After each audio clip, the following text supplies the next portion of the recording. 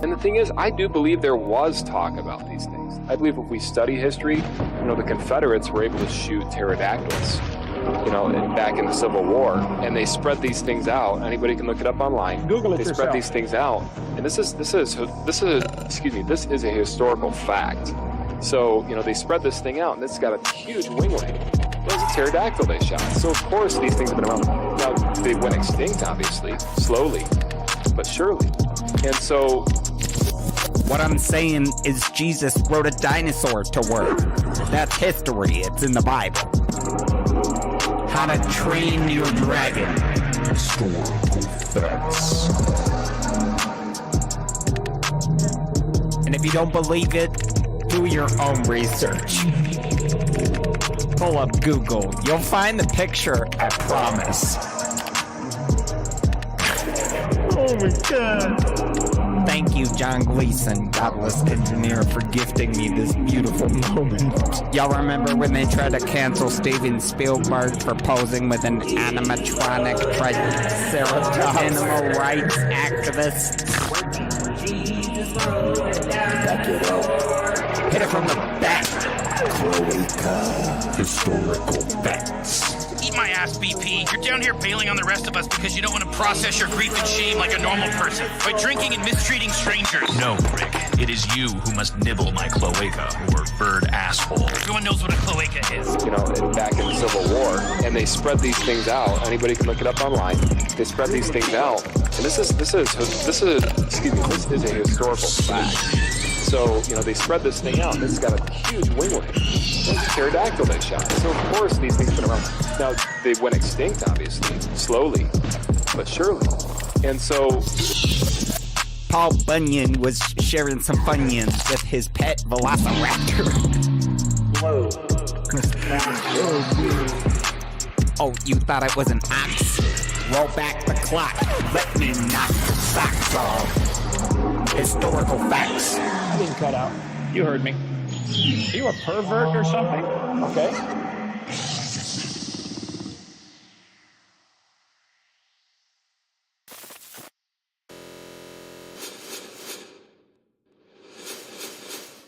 What's up, heathens? How y'all doing? I'm the Godless Engineer, and I critically analyze apologist claims to give you the best arguments and information so that you can stand up and use your voice. Tonight, we're going to be taking a look at somebody that we haven't responded to in a while, Brad Harub. I love his name, Harub. It's almost like Harumph. But anyways, we're going to be looking at Brad Harub. He's got 7 proofs that God exists. And I'm always on the lookout for good examples of why I should believe in God. And so Brad being a pastor, and I don't know what kind of degrees he has. I think Dr. Brad Harub, that he's a doctor, but I think he might be a dentist or something. I'm not sure. I don't think he's a theologian. But anyways, I'm always looking for good reasons to believe in God, because if God does exist, then I will at least believe he exists. Now, whether or not, I'm going to fillet him and give him a reach around, that's a different story. But in any case, we're going to take a look at the 7 proofs that Brad Harub has for us today. And maybe we'll come out Christian. I don't know. Cameron Bertuzzi recently switched to Catholic. I never figured him for going to that criminal organization, but he's a Catholic now. So it's possible I could become Christian. Will you still stay married to me if I'm Christian?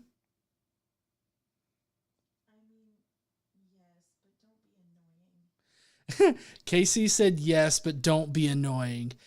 Anyways, luckily, hold on, I have some of the best followers, or not but subscribers here, because Cyrian went out and did the legwork, PhD in neurobiology.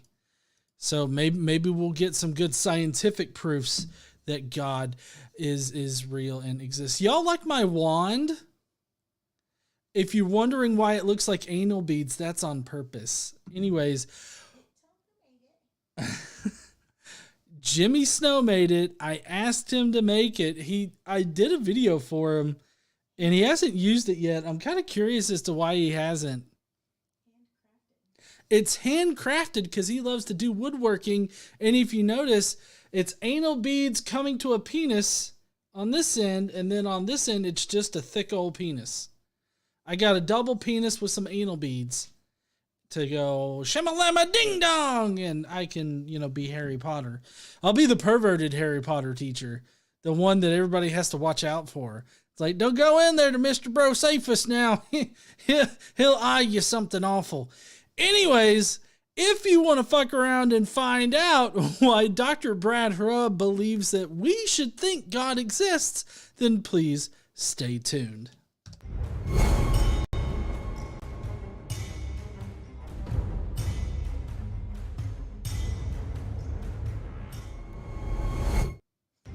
All right. So, now tonight, the video that I've selected is kind of long, and I've been really invested in a couple of videos the past couple of weeks, and really hyper focused on getting them done right, and getting them done on time. And I still have a video that I need to record, but I didn't have time to present it to the Skeptic Mafia as far as a poll goes. And then I also didn't really have a lot of time to present them with the video. But all of this just to say that we're going to have sort of a truncated stream tonight. We're going to go directly into the response video. I know that normally there's about a half hour worth of like filler stuff like at the beginning and whatnot, but we're not going to be getting that tonight. Yes, Brocephus is already passed out drunk. I got some moonshine this weekend. It's been fucking him up. This is actually, what I've got tonight is Diet Coke and Blue Flame moonshine from Old Smoky, maybe? I can't remember. It's the Blue Flame moonshine is what it's called. But I mixed in some vanilla, so it's a shiny vanilla diet. A shiny Diet Vanilla Coke. It is delicious. I'm on the highway to hell. Johnny Rapine says Brocephus has the version of Harry Potter where wand is replaced with penis. Only if it's God's rod. There you go. Only if it's God's rod. Anyways, yeah, a little bit of a truncated stream.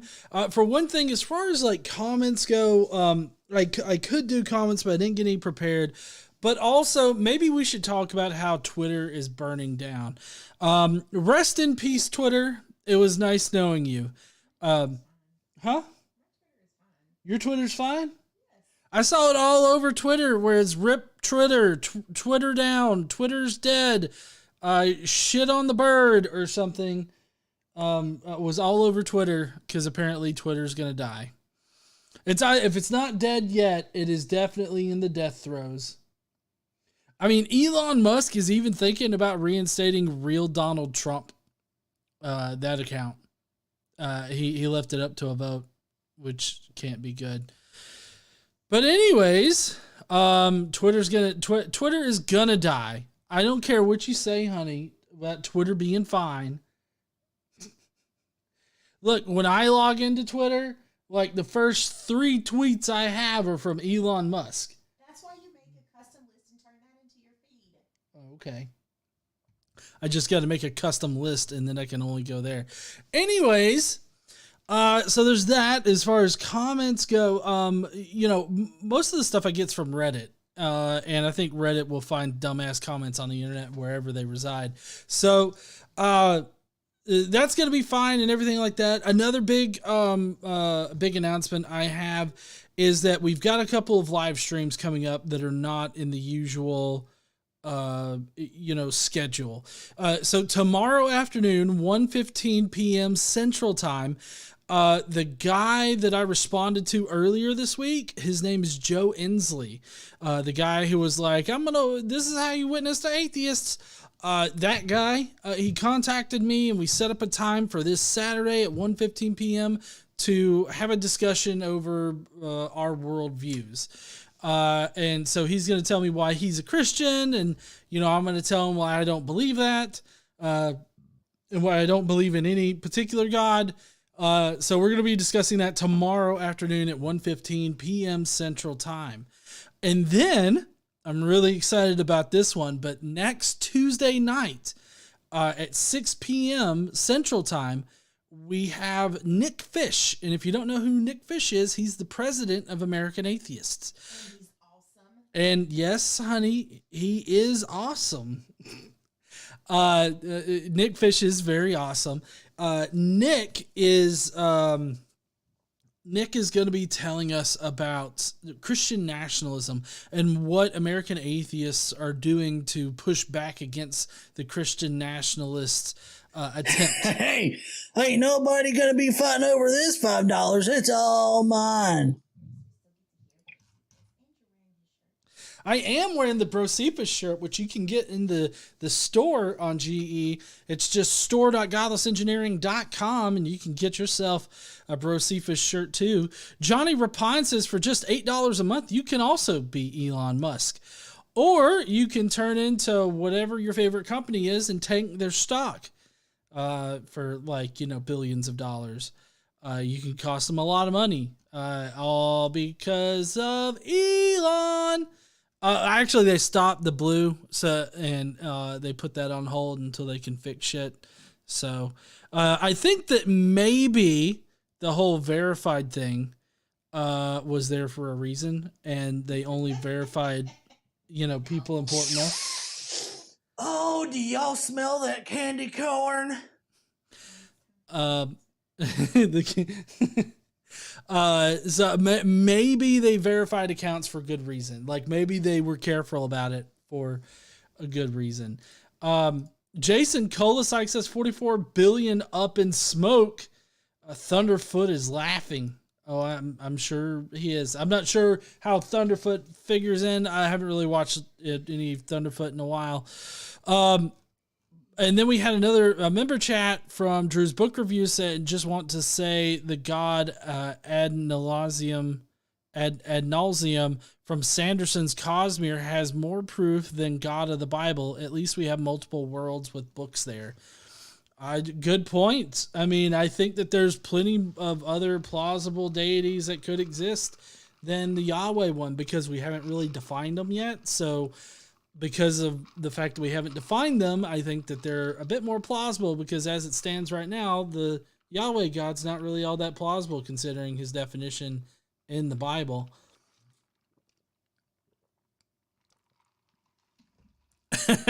Elizabeth Richardson.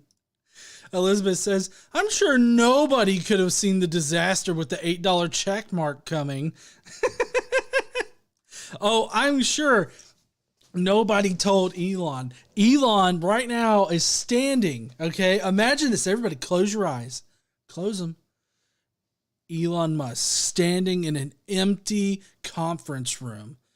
He's dressed in dominatrix gear and he's got a strap on.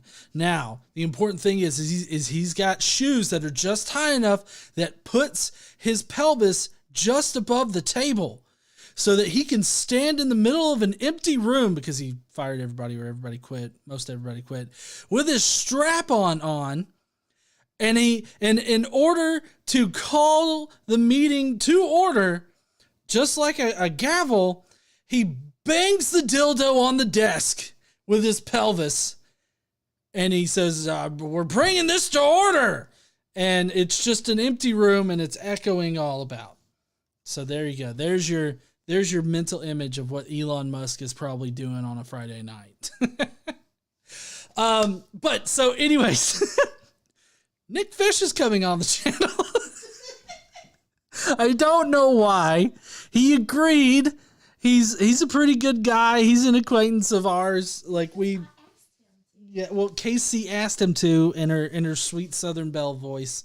well, text. And he agreed to come on. But like I said, he's a really good guy. We have a lot of fun with him. We did have a lot of fun with him on Twitter when Twitter was normal. Mainly joking around about the former president of American Atheists, who shall not be named. And that's the game we always secretly play, is let's see how we can trash that guy without actually naming him. And it's always the best. It's just great. Oh, do y'all smell that candy corn? Johnny Rapine says, I don't want to play anymore.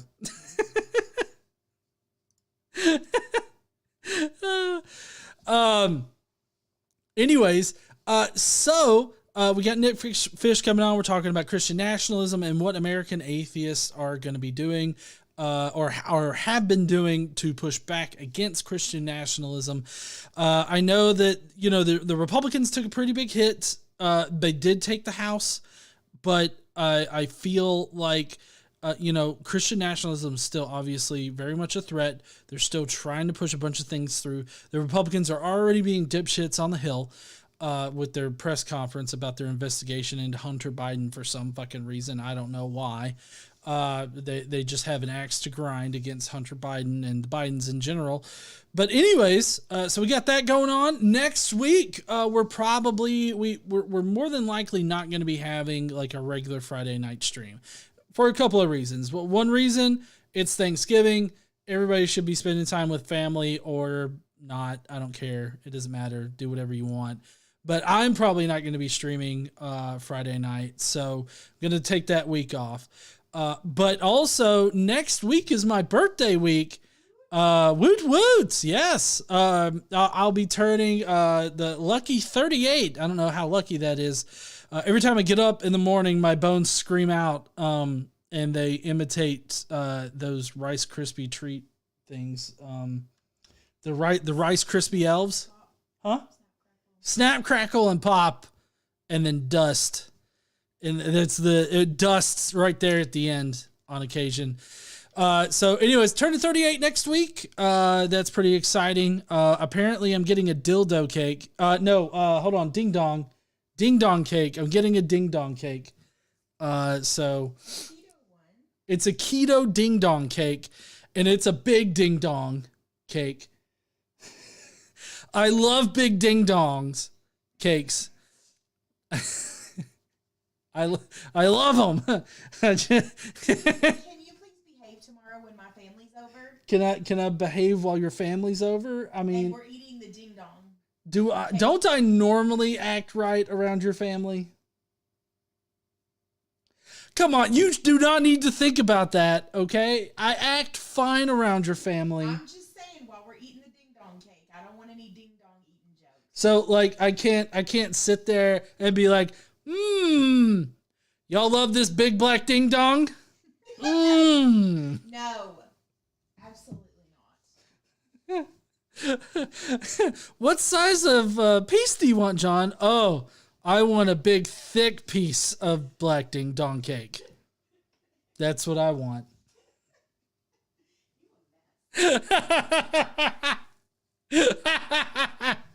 I don't know why people want to come on my fucking channel.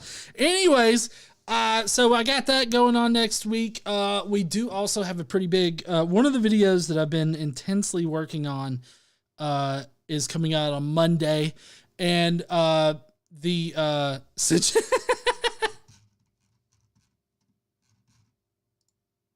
Elizabeth Richardson said you're probably demonetized. Here comes the gravy train. Thank you, Elizabeth. I appreciate that. The one thing I'll tease you a little bit about the video on Monday, and the only thing I'll tell you is Two-Face, the villain from Batman, Two-Face. That's what's coming out on Monday. Because we've got so many live streams that are going to be going on and everything. And plus, I'm going to have some regular other content coming out. I think that just taking the half of next week off will be fine. So there's that. Just to let everybody know, after the whole ding dong discussion, this month we are going to be giving our charitable donation to Kids to Love. We're going to be donating to that organization. They work with foster kids. They help provide them with like school supplies and Christmas gifts and other things that, you know, foster kids may or may not get. Ain't nobody going to be fighting over this $5. It's all mine. That's fucking right. May not get or don't get. So they help out foster kids in general. So normally around this time we donate to their Christmas fund, or we buy toys or something of that nature. So if you want to help us out, consider sending a super chat. If you feel like you have something to add to the video tonight, consider doing a super chat. You could also join the Skeptic Mafia by going to joinskepticmafia.com. You can see you get one free message a month that you can use. So like you see Jonathan Hanachek in the chat right now. Those can't be popped up on the screen, unfortunately, but you do get a free super chat that I will read on the stream. But you can also leave a comment on the video that we watch on Friday night live streams. So if you want to do that, that'll also help us donate to Kids to Love. Jonathan Hanachek says that, GE, this is my family, and I'm hoping for it to grow and prosper for years to come, or until you finish reading that stupid book. LOL, hey, Miss Casey! And then Terrence Clark says, when you turn 38, you're officially old. Monty Python says so. Fuck! I'm fucking old. I'm gonna be old. Well, we're gonna be the same age for a little bit. Anyways, so I hope that you guys are ready for the show. I know I am. I think I've rambled enough. It's been about a half hour since we started. Drew's book review says that he is an immortal. He is gonna live forever. Nice. I hope you have fun with that there, Drew. All right, so let's get to the video, shall we? Yeah! Wow! Oh shit! It's really fucking big. Hold on. We gotta size Brad's ass down. Huh?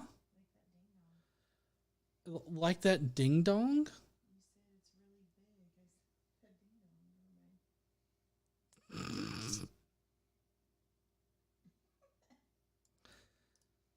Let's see. It's off centered a little bit. Fucking ding dong. Ding dong, the witch is dead, the witch is dead, the witch is dead. Ding dong, this bitch is gonna get served. Yep. Is that not how the song goes? I mean, I'm fairly certain. Like, I feel like, I mean, it feels right, you know? Okay. Shit. I gotta get my thing set up correctly. Okay. All right. Here we go.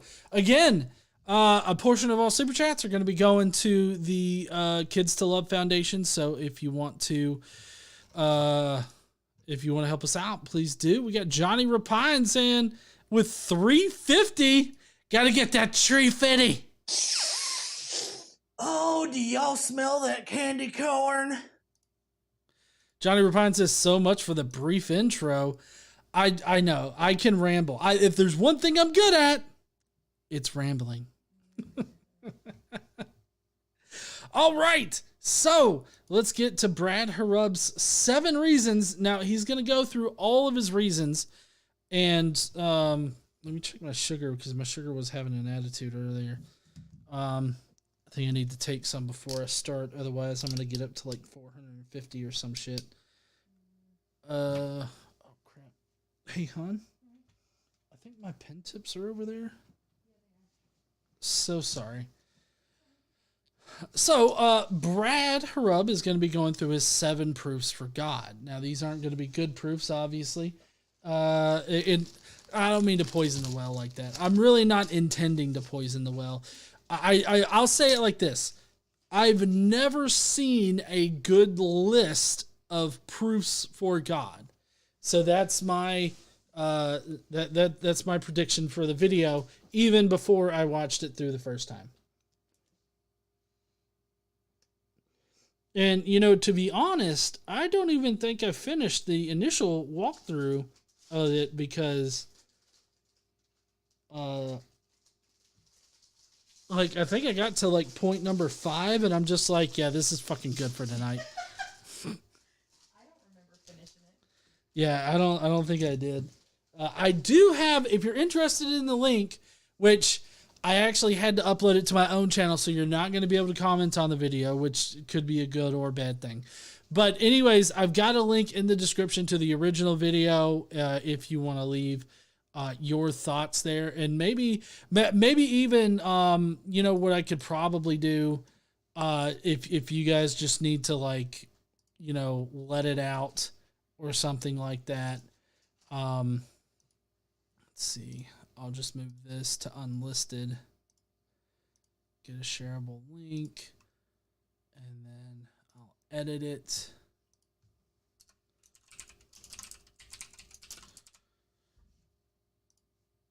All right, I updated the description to put my copy of the video in the description, so you can rage to your heart's content, I guess. If you really want to leave your thoughts that Brad will never read. But in any case, I'll probably see them. But anyways, all right, let's get to Brad's 7 reasons why people should be an atheist. If I can find the fucking... Okay, there we go. Green Wizard needs food. I think this is, if I remember correctly, this used to be Wizard of Oz. Green Wizard needs food says butt cheeks. That is all. Okay, but what are we in? Idiocracy? Okay, thank you, Green Wizard. I appreciate you. All right, let's get to this this video. It's no question that there are a lot of people who are walking away from religion. Young people especially are falling victim as they're indoctrinated, infected with liberalistic values. Yeah, those fucking liberalistic fucking values, like, you know, having bodily autonomy. Fuck that. Also, thinking? Who wants to think about shit when you could have some giant dictator in the sky tell you what to think? Fair? We get Johnny Rapine who says, well's not poisoned, it's an upper decker. Happy Thanksgiving, you heathens. That's actually appropriate. Fucking your drunk uncle, fucking Brocephus coming in there. So yeah, I like how he portrays immediately how the younger generation now is under attack. Everybody's always under attack. This is under attack. Christianity's under attack. Jesus is being teabagged, or something.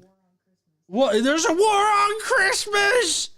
Which, if you guys don't know, I actually have a video here on the channel from a couple years ago that lays out the war on Christmas, like the entire history of it, and it's fascinating. What's his name? Something Ford? I don't know. Anti-Semite Ford? Henry Ford. I'd get there. Henry Ford started the war on Christmas, and it's not against atheists, but against Jewish people. He portrayed Jewish people as wanting to destroy Christmas. Also, the war on Christmas starts next week. Yeah. 2 Timothy, what the fuck ever? Shut the fuck up. War on Christmas 2022. Just a little bit of money. I wonder if I could somehow get. I need to make a War on Christmas shirt. I should probably do that. I could probably hire somebody. I don't know if there's like an artist in the audience or whatever that would, mind doing me like a little Santa Claus with like 2 machine guns or something like that. And then, and then I can figure out how to get War on Christmas up there, and it's just like Santa Claus with like 2 automatics or some shit like that coming to a school near you. Well, you see, the thing with, I know that you could, but the thing with like selling t-shirts and everything is that you have to make sure that you have like the rights. Oh no, I was going to put it in the store so if anybody else wanted it, they could buy it too. So, okay, we've got Vantablue says, thinking is a curse word. Didn't you know? And then Will-O-Wisp says, conservatives dislike woke people for the same reason weasels hate chickens that are awake.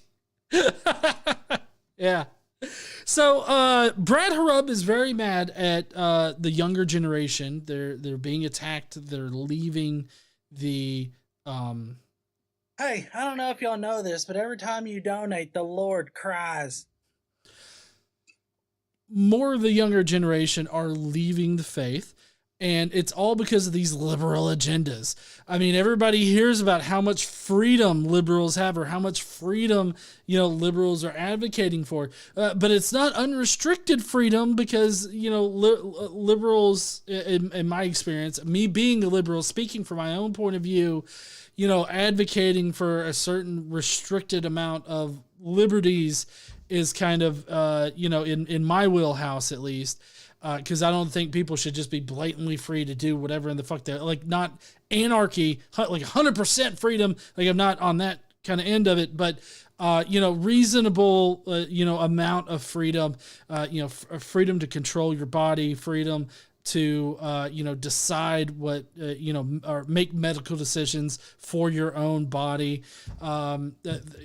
be able to vote. Okay. I thought you were wanting to add something there. Just all of these freedoms with none of the conspiracy theories that comes with conservatism. So, I mean, I get why it's appealing, because it's appealing to me. Oh shit, I forgot to do Jason Kolosike real quick. Hold on. Jason says, show Lobo shivving Santa. Who's Lobo? I don't know who Lobo is. Show Lobo shivving Santa. I mean, if I know who Lobo was, that would be interesting. Anyways, all right, let's get back to the video. That we've got a lot. It's 11 minutes and 33 seconds long, so we got to get booking. All kinds of humanism, atheism, evolution. And now you add what's going on in our world today. Hold on. Wait, atheism and then evolution? Evolution's turning people away from God? I mean, I've heard this claim from apologists. So this isn't a new thing, right? That they think that evolution's driving people away from religion. There are plenty of religious people that also accept evolution for the fact that it is. So I don't see evolution as being a big factor. Like that's just not a thing you got to worry about. Now, atheism, I feel like religious people not being convinced of the religious bullshit anymore and not being convinced of any religious bullshit, I can understand how that would be like scary for them. Cause it's like, oh, you don't believe our bullshit no more? Oh God, how are we going to fund the churches? How are we going to circulate all these pastors that diddle little kids? We have no idea. Oh my God, the fund to protect the pastor, the kid diddling pastors is below $1 billion. We got to get this up because we have to pay off more and more parents and children every year because our priests diddle little kids. Now, of course, I don't think that this guy's Catholic, but that's just the easy one to pick on. Because Cameron Bertuzzi recently became Roman Catholic. But in any case, were you wanting a mic? No. Okay, no. She's doing something else over there. She's got her own life. I just need to fuck off. I know. You're participating. I know you're here participating. Thank you, honey. And people quite literally are just losing their faith. For just a couple of minutes, what I'd like to do. Oh no! People are losing their faith! People are starting to believe things based on good evidence. Ah!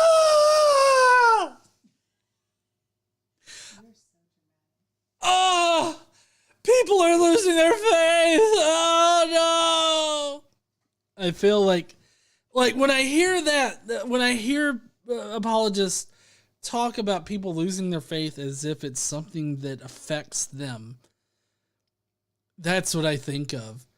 Like just somebody like just falling, like doing a double hand thing, being like, oh my God. Like it seems so dramatic. Like this entire beginning of it seems way dramatic. Is I would like to give you 7 simple proofs that there is a God. 7 little statements that you can jot down, that you can remember, maybe more importantly, that you can pass on to your children and your grandchildren. So what I'm hearing now is that he's going to give you 7 statements. And this is what I'm just talking about, what I would expect, like going forward in this video. I'm not talking about what's actually in the video. I'm just talking about my expectations given the description that he gave right there. What I would expect are just statements that you can recite, right? You can memorize them and you can recite them. And this just perpetuates the whole listen and believe kind of mentality. Like, you know, God's real, Jesus is his son, and God pinned Jesus up on a cross because he couldn't change his opinion about sin otherwise. Like, you just have to simply believe that. What are you talking about with this historical evidence for Jesus' crucifixion? What are you talking about with this historical evidence for the resurrection? You just got to believe it. Just memorize these statements. Just know that these are the things that prove God, and you don't have to know why. In fact, if you ask why, and you ask why too many times, or you ask to explain this shit too many times, I will excommunicate your ass from whatever fucking congregation Brad Harub attends, or is in control of, or whatever in the fuck. I don't know. Just, the important thing is don't ask questions, okay? Here comes the gravy train. Who's your buddy? Says, can't stay. I'll have to watch the replay. I can't imagine the evil you atheists are going with this money. Oh yeah, we're doing evil fucking shit with that money there, Hoosier. I mean, the things that we do with your money is like, you know, help foster kids have Christmas. Because some of them don't get Christmases because a lot of kids that are in foster care aren't adopted, even though the religious people want to force more young girls, like 12-year-old girls, to have kids and give them up for adoption. And then these assholes also want to restrict the people that can do the adoptions to only religious people, which is what it's like in my state right now. Like Casey and I couldn't go out and adopt a foster kid because for some fucking reason the parents get to dictate what kind of parents the kid gets adopted into. I'm not talking about like sensible things like, hey, they gotta not slap kids around. Like that would be a reasonable thing. I wouldn't expect, you know, anybody to place a kid with somebody that abuses kids, but you know, I'm sure it happens. In any case, they're like, oh, I want him to go to a Christian home.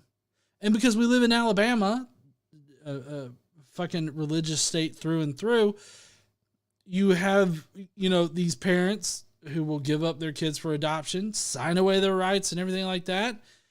And they still get to dictate, you know, where their kid goes. So I don't know. I'm a little sore about it, if you can't tell.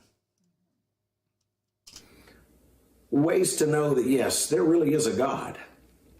Let's take a look at each one. Number 1. Every creation must have a creator. Just phenomenal.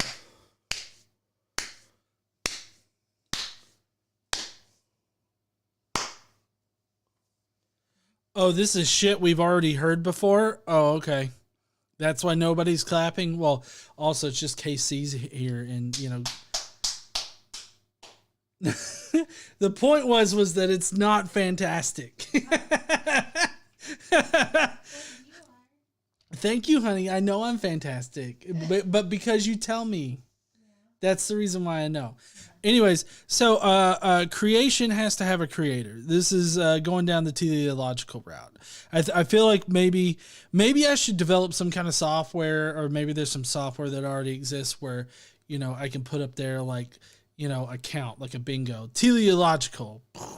I should have proof for God bingo that people can print out and stamp and then mail to me, and then I'll send them like a pen or something. I don't know. I don't think that's worth it, but I'm just saying, teleological argument. So the teleological argument is basically an argument from design. Like, if something is created, then it needs a creator or a designer or something like that. And the big thing about the teleological argument is how, what's your methodology for determining the difference between designed objects and undesigned objects? Because in a teleological argument, everything's a designed object. It's like when you're a hammer, everything you see is a nail kind of thing. And in the teleological argument, everything's designed, everything's created, so everything needs a creator. And what we found through our scientific observations, like just basic real world observations, is that not everything needs a creator, right? Things happen naturally.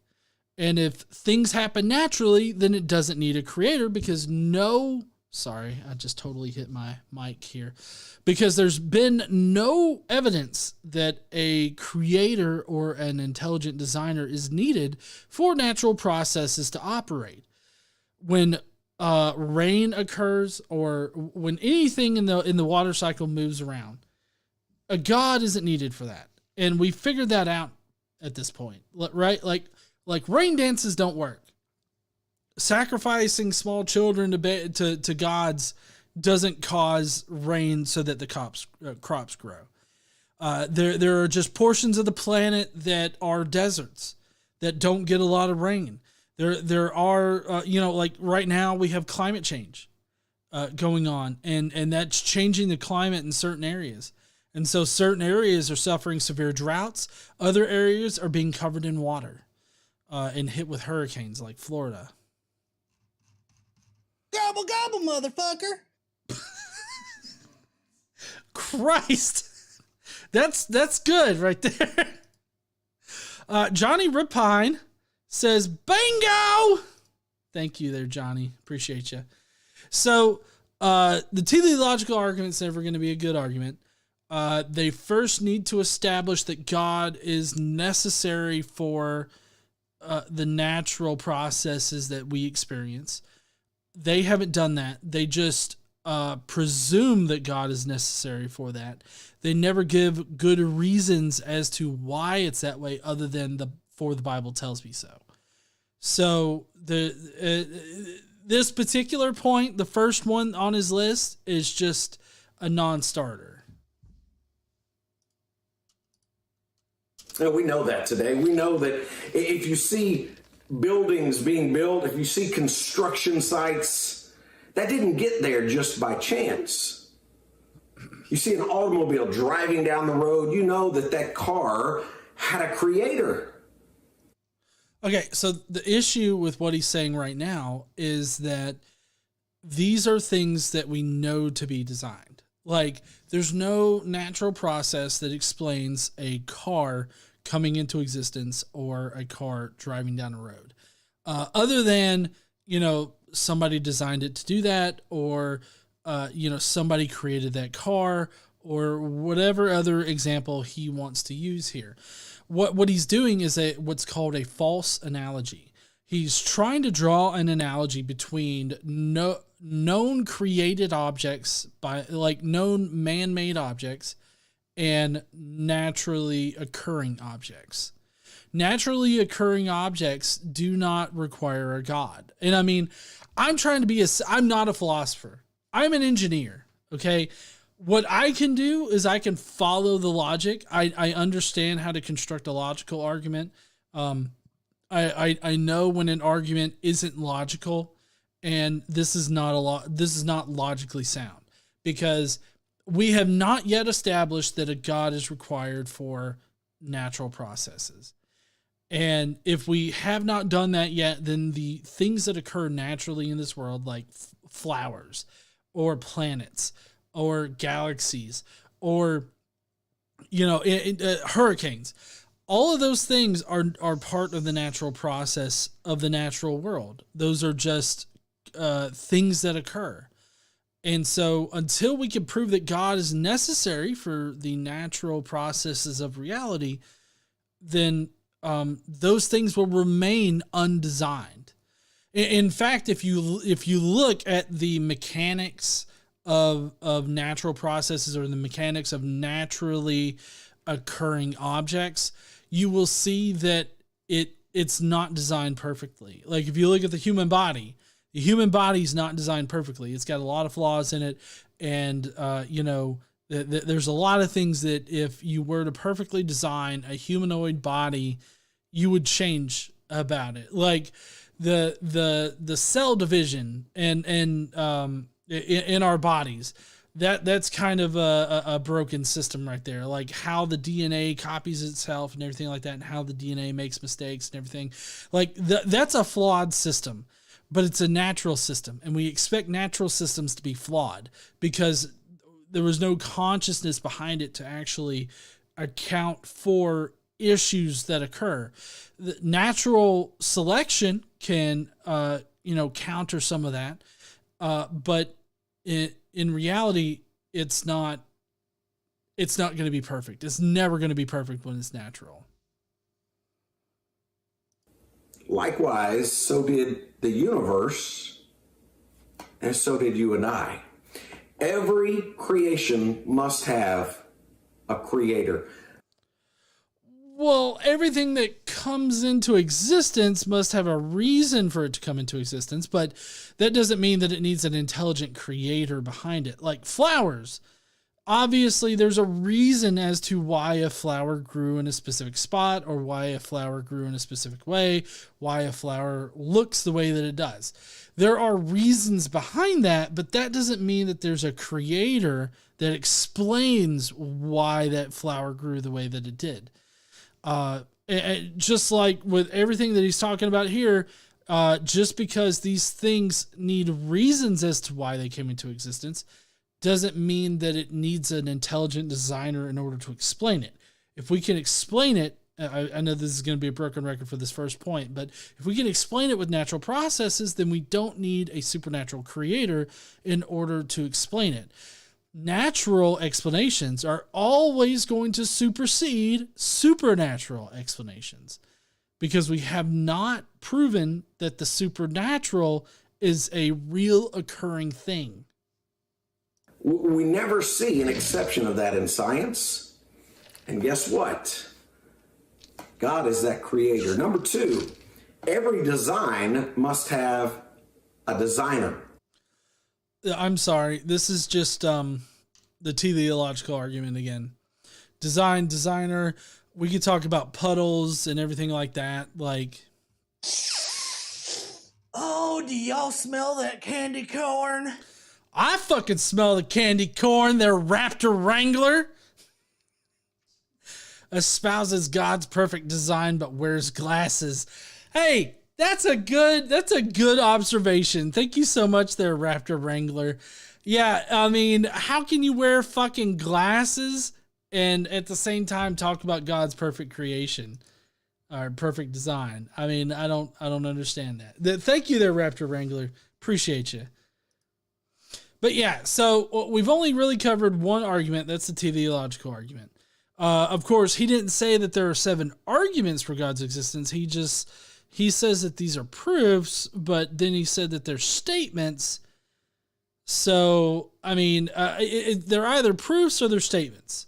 Statements aren't necessarily proofs.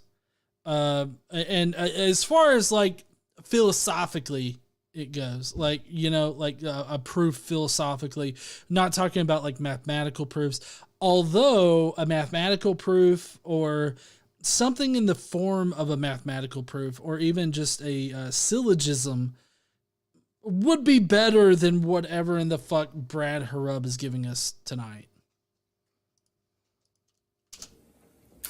I spent many years dissecting human bodies in medical school. I've probably, at this stage, have dissected well over 500 human cadavers. Friends, you can't open up the human body.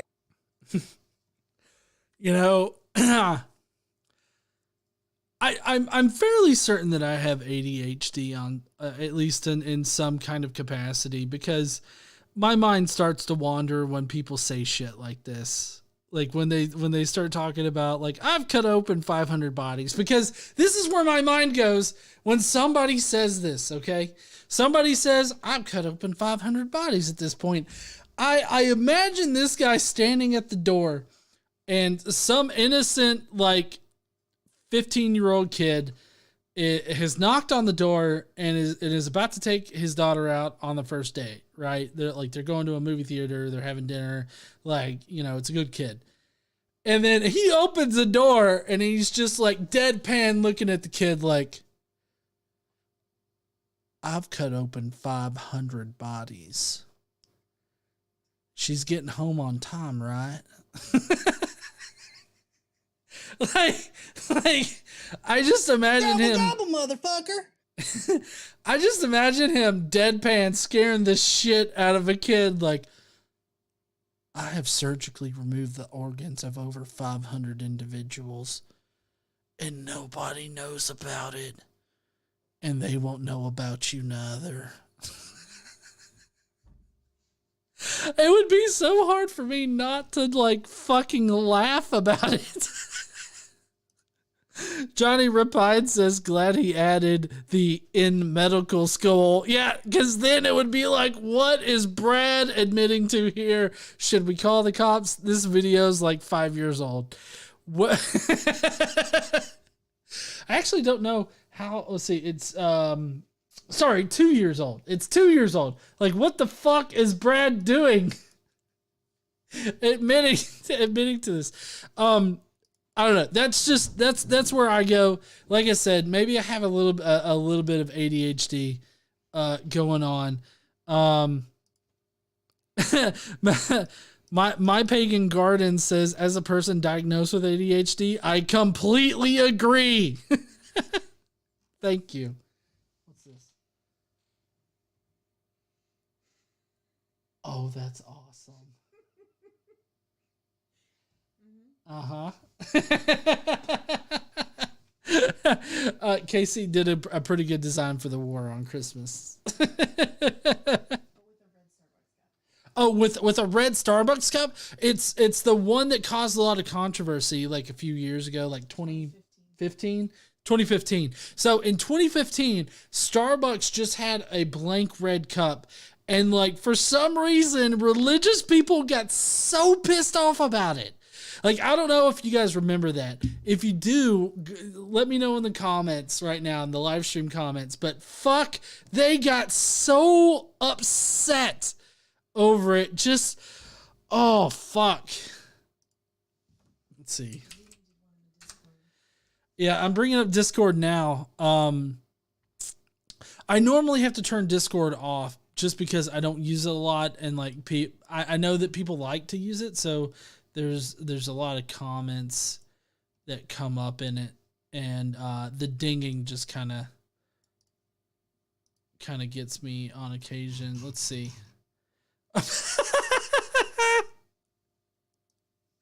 Oh my god, this is great. Now, honey, I definitely do. I like yours better. Let's see if I can. Oh, you think so? Yeah. Let me see. Where is it at? Here it is. I didn't use, I had to do a little blurring of the logo and stuff. Yeah. I didn't use a picture of it. I didn't know if somebody owned it, because you said it had to be. Yeah. Yeah, because otherwise it'll get like it'll get a takedown notice or something like that. Yeah. Ah! And then like having like a kind of an archway that he's looking up at. Yeah. War on Christmas. With like garland and shit. War on Christmas. Yeah, that would be great. This is great. You know, I could probably convince Persephus to dress up like Santa and then get like some airsoft guns and be like, ah, fucking war on Christmas.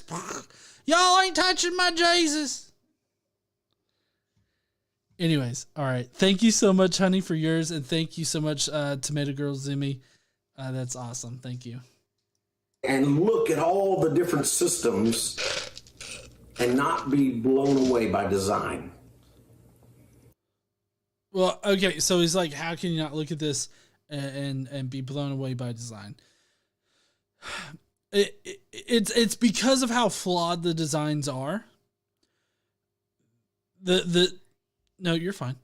The designs are they're not perfect, for one. And they only illuminate how natural the design is because there are flaws.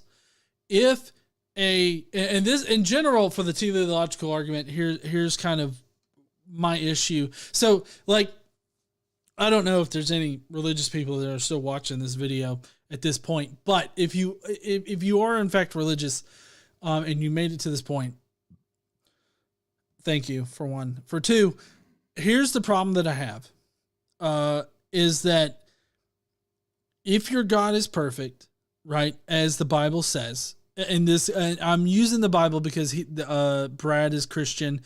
Most of the people that are going to be watching me are Christian. Let's be honest. If they are religious in any kind of way, they're going to be Christian.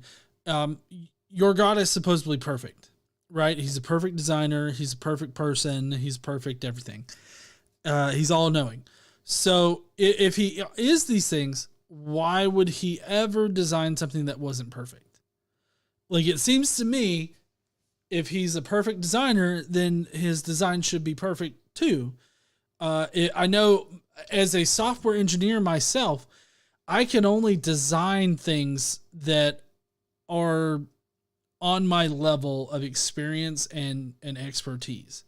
Right. So, I mean, I'm not the best software engineer out there in any kind of sense. I'm not claiming to be that. I have a job. That's the best thing that I can say about my software design expertise. But if I were a God and I was perfect, then I would expect the minimum level of my designs to be perfect. And because our bodies are not perfect, because all of these natural things are not perfect, the natural world isn't perfect, it kind of says to me that maybe God, their specific definition of God, what they think about God, is not a real thing that exists. You see the muscular system working intimately with the skeletal system so that you can move your arms, your legs. You see the nervous system innervating those muscles. Hey, you know what? It's really kind of weird because there are definitely like genetic diseases that affect the nervous system, that cause a whole bunch of problems. There are, him being a neurologist, I would think that he would know about these things. What? One would think, right? I mean, it makes total sense that he would know about these things, but he's acting like, God's perfect, God's a designer, and he designed all these things. Look how perfect our bodies work. I mean, if you cherry pick the human race, sure, it seems like, if you pick the right person, everything's working fine. And I mean, maybe in that person, everything is working perfectly. But I know for me, like, my pancreas is fucked up. Like, I have to, I don't know if y'all know about Dexcom. Dexcom is a continuous glucose monitoring system. All right. I have a little tube that's fed into my skin and it monitors my blood glucose level. Do you know why? Because my pancreas is broke. and my body doesn't know how to regulate glucose in my blood, in my veins and in my system in general. Like, what was it, 7 years ago or so? I got put in the hospital for diabetic ketoacidosis. And I almost died. And that was because the human body is not perfect. It breaks on occasion. Like, there's just, let's see. Vanta Blue, one of our members in the chat, bringing up, diseases, which I can't think of right now because of moonshine reasons. Vanta Blue says MS, ALS, cerebral palsy, Parkinson's. Huh? MS. What did I say? You said MS. That's the one I was going to bring up. Oh, you were going to bring up MS. Well, I was trying to think of the disease that Dave Warnock had. No, Dave. It's not Warnock.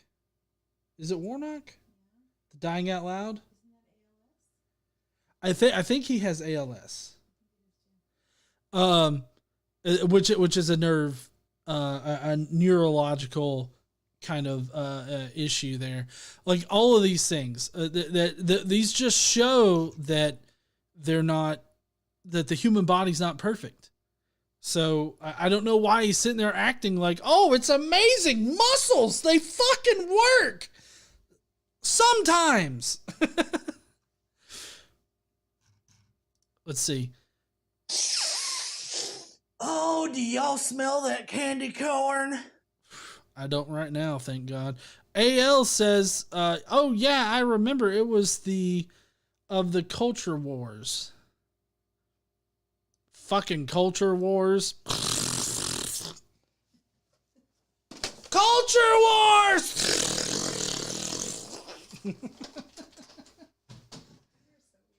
And hey, you know what? I love being weird. Oh, Sinian says Lou Gehrig's disease. That's another one that Brad Harub should fucking know about. You see the digestive system breaking down food to provide nutrients to all the cells in the body. What about people that don't have a stomach?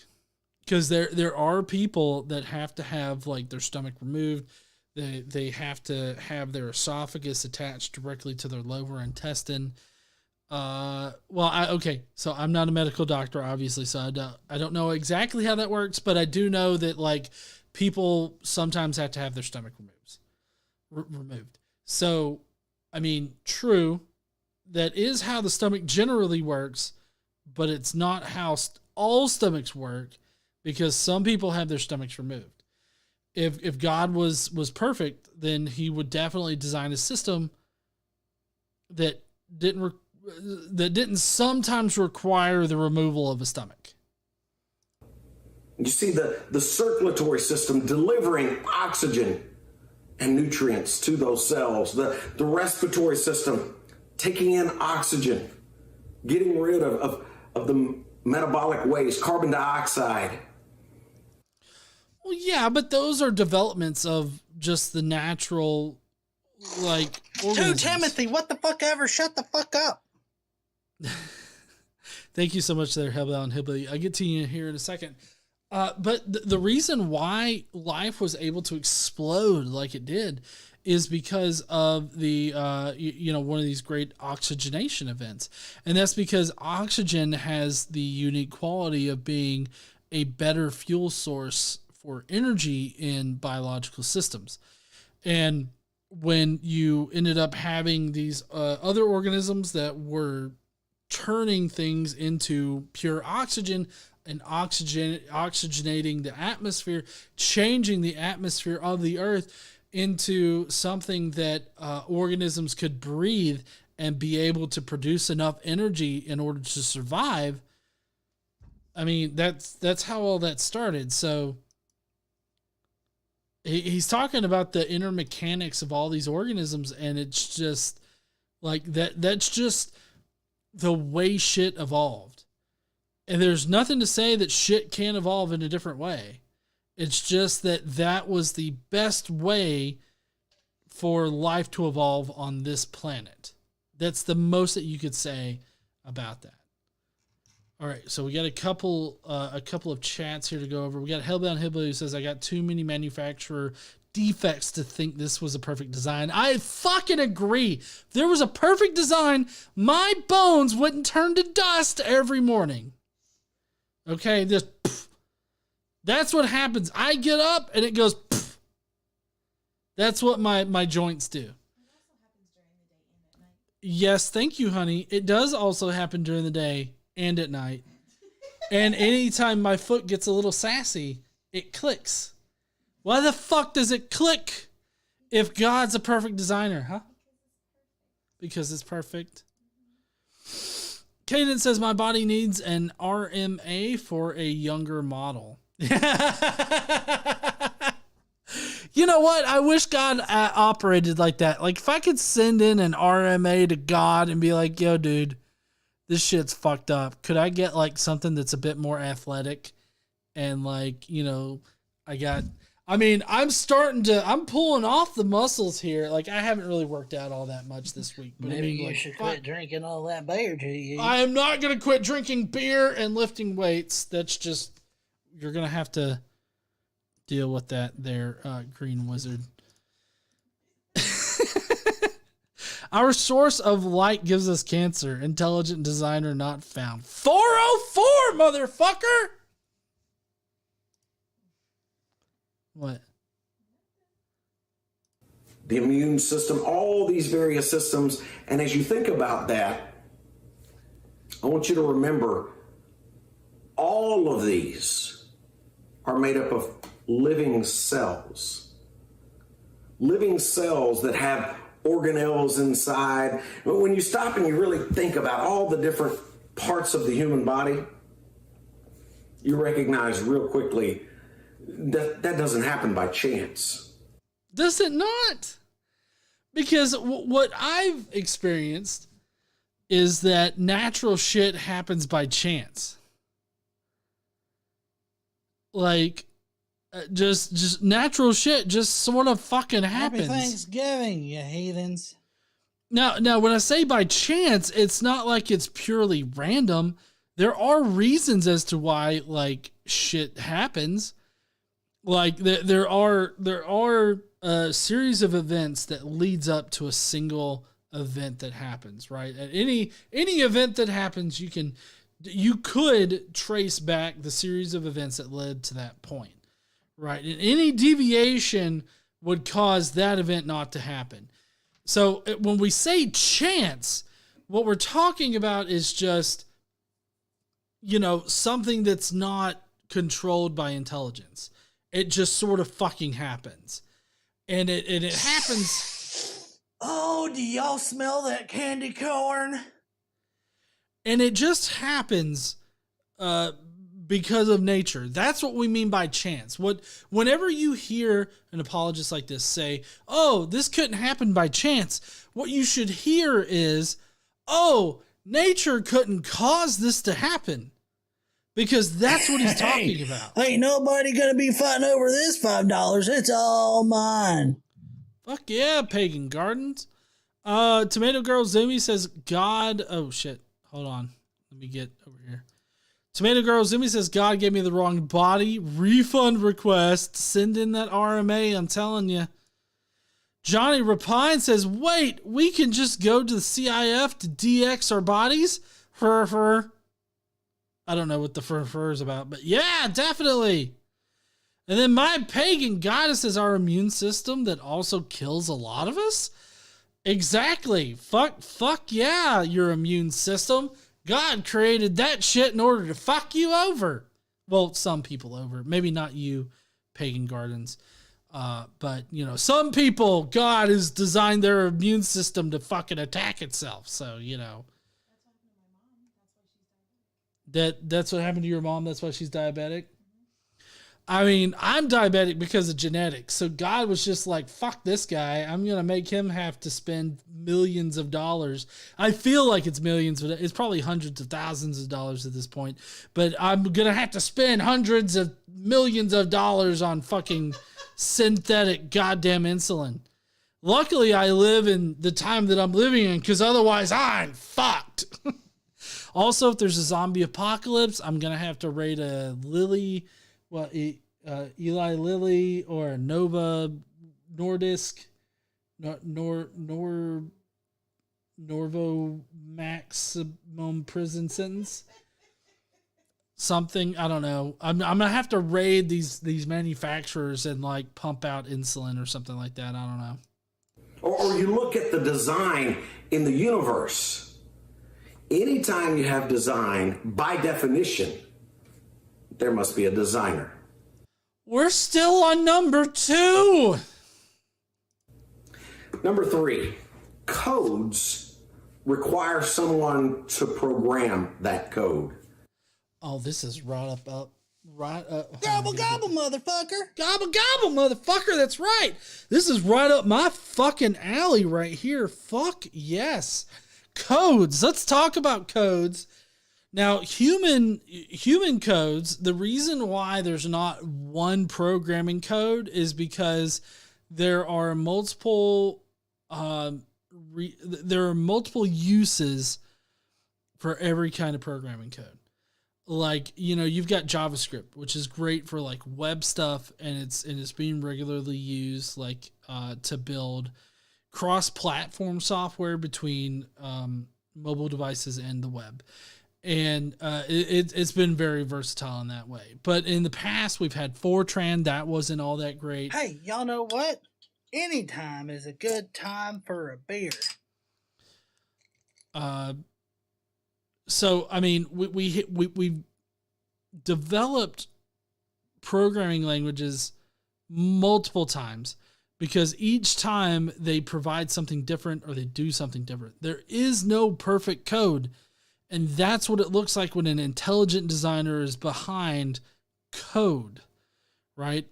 It's better designed than natural code, but it's still not perfect. But I would say natural codes, like the codes that he's going to be talking about, they are worse than the codes that we have developed. Also, DNA, which is, I know that's what he's getting to. DNA is not a coding system in the same way that like programs or computers or software is coded. DNA is a chemical. DNA operates on the basis of physics. Now, you could make connections between these things and like code on a computer, but they're still inherently different. Well, yes, it operates on the basis of chemistry, which is controlled by physics. I meant to mention chemistry. Chemistry and physics is what controls DNA's operation. AL says the human aorta has a design flaw. Definitely. Everything about the human body has a design flaw. Daniel M says, David says good night. I noticed that you called me the other day there, Daniel, and I'm so sorry I missed that. I'll try to give you a call at some point in the next couple of days. But hey, David, I hope you have a great night there, buddy. And I hope you have a great weekend and a great Thanksgiving. I'm not going to be here next week to wish you happy Thanksgiving, but I hope you have a great Thanksgiving there, David. I think that was it as far as the super chatties go. Yep. Okay. Let's get we got to get through this because we've only got 45 minutes left in the show. Now, we know that, for instance, with computers. Any of you that have programmed computer code, software, you recognize just one little error, it can throw the whole program off.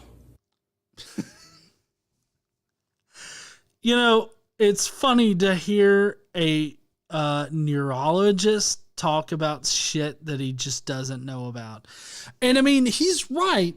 One small error throws the entire program off, but it throws it off and it causes so many problems to the point where it can't run. Okay? Like you can't, if there's an error in it, like an actual programming error in it, you cannot compile the system. I don't know how this relates to the human body. because humans where their source code doesn't compile are called, miscarriages. They're humans that never come into existence, right? That would be the analogy to use here. Okay. Is that, this human software with these errors in it that's comparable to the computer code that he's talking about are just humans that were never born, that started to form, but then never did, because as he would put it, the compiler broke it, or, the code wasn't right.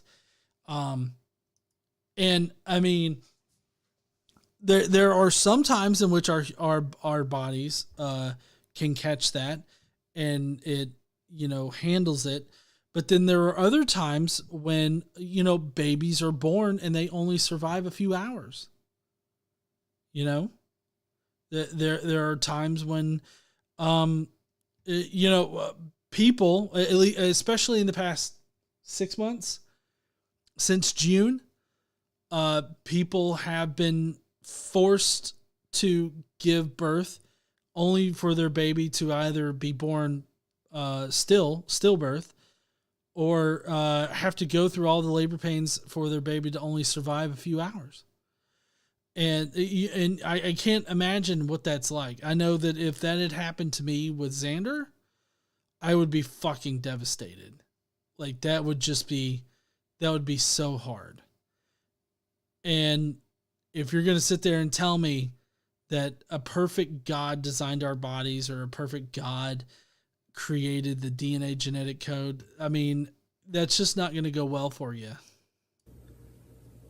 And yet inside every cell of your body, there is a code much, much more complex, much, much smaller than any computer code we have ever programmed. I don't understand this. Much smaller than computer code. Now, if you think about this, molecules, which is what DNA is made up of, is so much larger than like electrons and electrical signals, because electrical signals and the electrical information that's stored in memory and on devices is so much smaller than like DNA strands or molecules. Like there's not really a good way to compare the abstract concept of ones and zeros to DNA molecules, right? Like if you translate the DNA molecule into like digital data, sure, you can translate it, but then you're comparing digital data to digital data. You're not comparing digital data to fucking DNA molecules. So, I mean, his whole thing right here is kind of fucked. It's called DNA. Now think about that for just a moment. Inside every cell of your body, there's a code. 2 questions. Number 1, where did the parts for that code come from? They're just chemicals. Like, they're chemicals that form naturally. We've proven this with the... oh man, I'm having to access a part of my brain that I haven't had to access in like months, so it's going to take me a second. What experiment am I thinking about? I know somebody in the comment section is gonna say it. Not Watson. The amino acid experiment.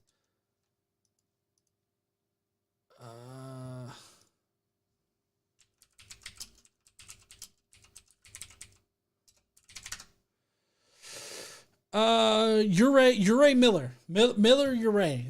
There you go. Sorry, COVID's a hell of a fucking disease, not disease, but sickness. So Miller Urey. Thank you, Tomato Girls. Everybody in the chat that said Miller Urey.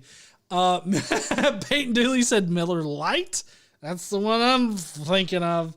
No, Miller Urey. The Miller Urey experiment. What that did was it proved that in a natural environment, without any kind of guidance from an intelligent source, amino acids can form. The very building blocks of life can form. And then in a separate experiment, we've shown that amino acids can self-organize and that these molecules can self-organize.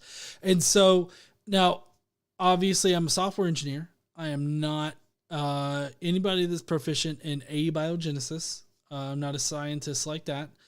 But I do know that the steps are there in a way that we can connect the dots and show that no God is needed for that. Like, no God is needed for DNA to form, for it to operate, or anything of that nature. And number two, who programmed it? Nobody. There's nobody that programmed it. These are natural codes. There's a difference between like programming codes and natural codes. The DNA is a natural code, which means that it's not controlled by any kind of intelligent source. It's controlled by the environment that it exists within. So it's not controlled by any kind of intelligence, whereas computer code is controlled by intelligence. Codes require someone to program that code. Number four. See, he's listing off these statements, and he's giving a little bit more information than I initially expected. But he's listing off these statements so that you can just repeat them to your atheist friends, family, your non-believer friends and family. And the problem is that you're setting these people up for failure, because you're just saying, oh, memorize these statements, memorize these things that prove that God exists. And then just say, oh, well, you think this just popped out of nothing? And that's not going to be a satisfactory answer for anybody that is critically thinking about these questions. So he's only setting his audience up for failure, but what he's really doing is advocating for the indoctrination of children and grandchildren. He's telling people to indoctrinate them into these statements, and indoctrinate them in a way to where they're not going to be asking more questions. Because if they did ask more questions, they wanted to know more, then they would probably lose their faith. And that's what he was complaining about at the very beginning of the video. Laws require a lawgiver. In James chapter 4, verse 12, the Bible says, there is one lawgiver who is able to save and to destroy. Now, laws requiring a lawgiver. I mean, I can agree. If depending on what kind of law we're talking about, if we're talking about like laws in a society, yeah, laws require a lawgiver. But the problem is that in the natural world, there are no laws, at least in that respect. Like in the natural world, it's fucking savage. I think KC, yeah, there she is. KC, she showed me a video today of a crocodile taking down a cheetah. Okay, the natural world doesn't give a shit. The natural world is savage. It doesn't have laws. Laws are products of society. So do laws have lawgivers? Yes, and it's humans. Humans are the lawgivers. Now, if you're talking about laws like in science, like laws of nature, those are laws that we have constructed in order to describe the reality that we're in. So again, that's humans being the lawgivers. We're not the ones that regulate reality, but we have to exist within reality, and we describe reality as we experience it. And that's why that's the laws that he could be talking about scientifically. Now, if he's talking about the underlying mechanics of reality, I don't think that necessarily requires a creator. I think that the mechanics of reality can just be like, they can just operate how they do. And this is how the natural world in general operates. It just does, without the need for an intelligent creator, because everything is like caused by another thing, and like it just, everything's going back and forth, and everything's happening because another thing happened over here. Like it's just all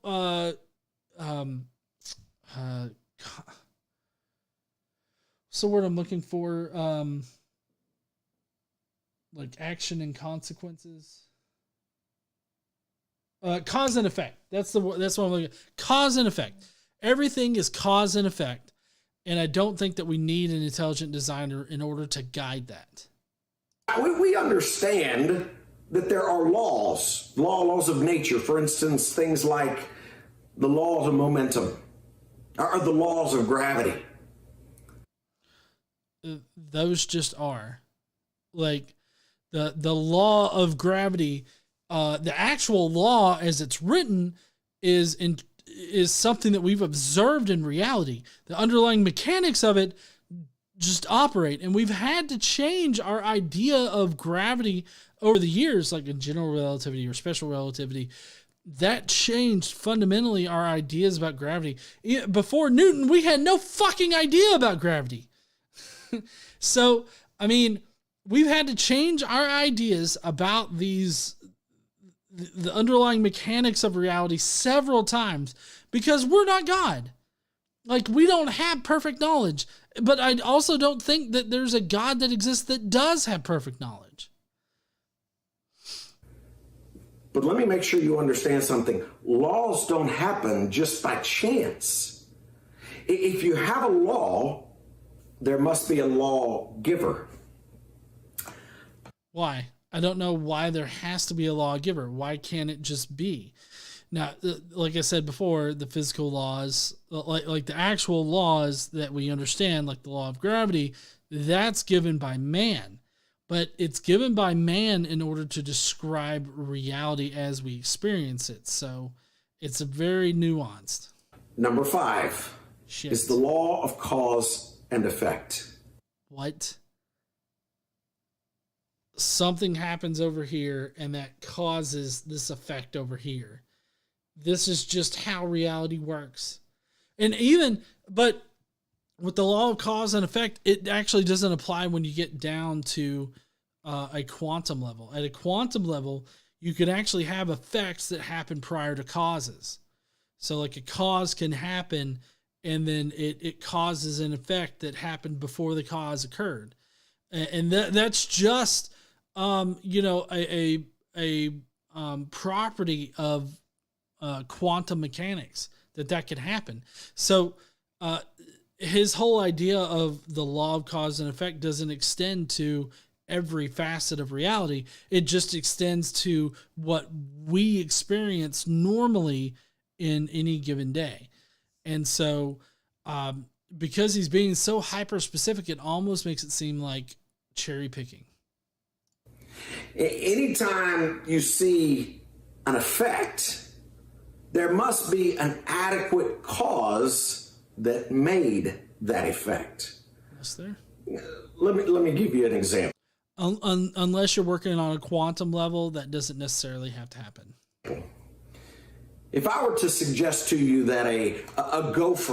Sorry, that was a little confusing. I meant that that in general, that's how you experience it, unless you're working on a quantum level. On a quantum level, that doesn't need to happen. I hope that is a bit more explicit. Dug the Grand Canyon. Wait, you got to hear what he said right here. It's ridiculous. Let me give you an example. If I were to suggest to you that a gopher dug the Grand Canyon, you would look at me like I was crazy.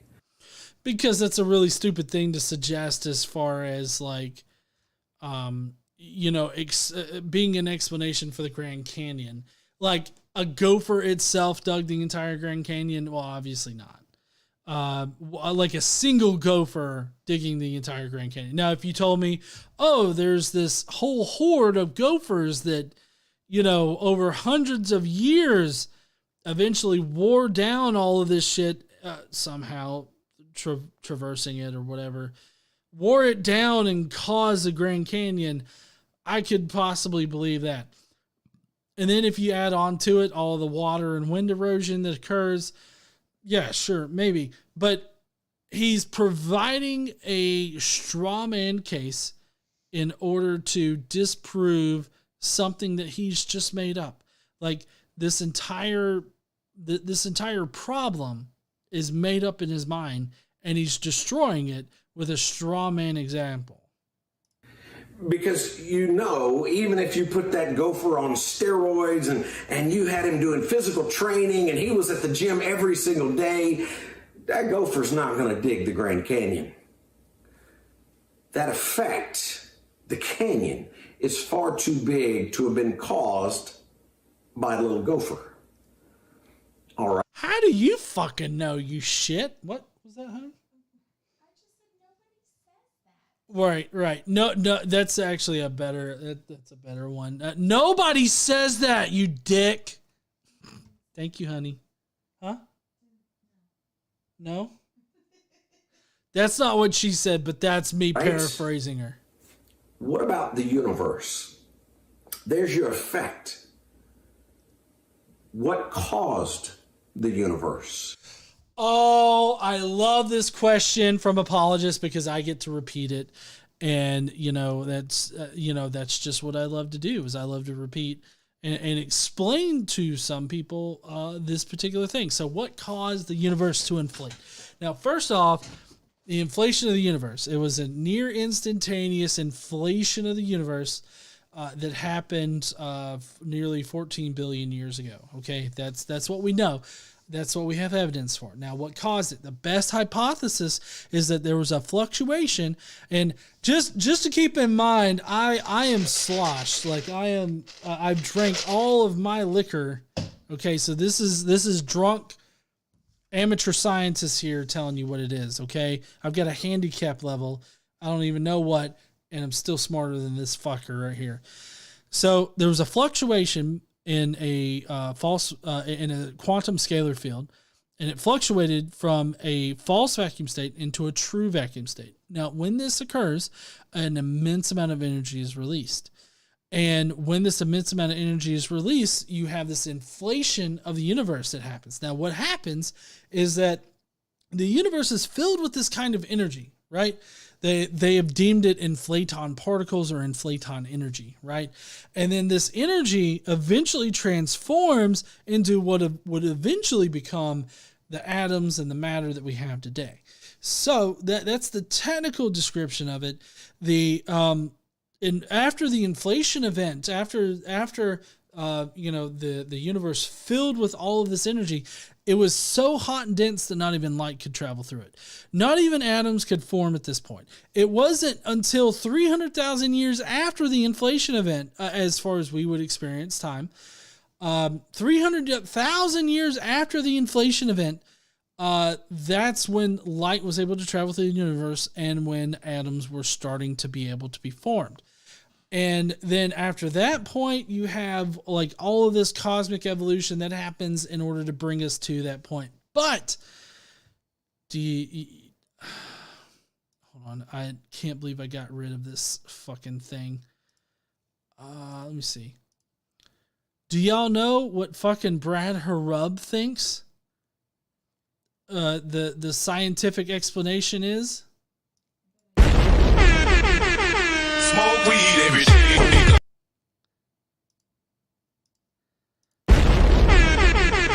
Smoke weed every day, nigga. Smoke weed every day, nigga. Let's try this again. Hold on. Smoke weed every day, nigga.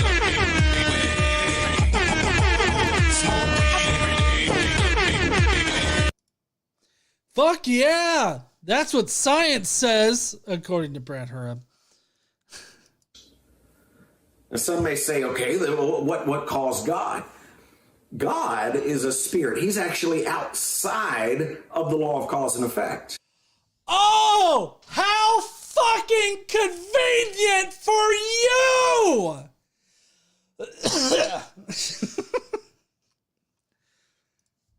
How convenient for the Christian that God is so super special, he exists outside of everything and is not affected by this law of cause and fucking effect. How special is that? It's special pleading is what it is. For every material effect, there must be an adequate cause that existed prior to it. You notice the switch in language there. Now it's every material effect. God is immaterial, therefore is not constrained by this. So my God, his God, is super special in that it doesn't require any kind of cause. Oh. You know, a frog jumping into the ocean doesn't cause a tsunami wave. You're right, honey. It would be fucking dumb for a frog to jump in the ocean. Like, what in the fuck? Like, hold on. I just gotta check this out real quick. Oh, do y'all smell that candy corn? Frogs are not found in the sea because frogs spawn cannot survive salt water. Why would a frog jump in the fucking sea, Brad? Huh?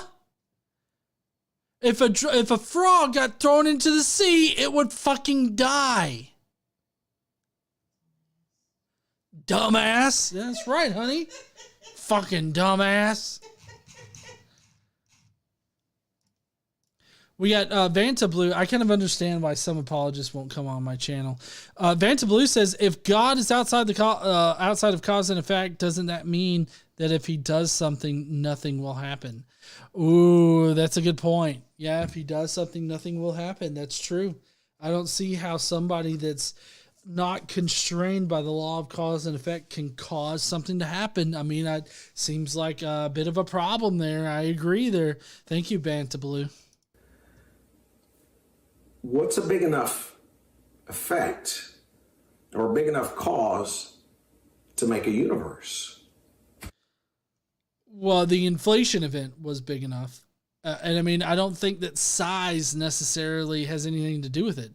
Because on a quantum scale, like it's incredibly small. Like even things in the quantum realm, for the lack of a better term, even things in the quantum realm are, not constrained by law of cause and effect, but the law of cause and effect is just different down there because causes I think, now I'm not a theoretical physicist, but I'm thinking that like causes don't necessarily have to have effects don't necessarily have to have causes, and causes can, or effects can precede causes.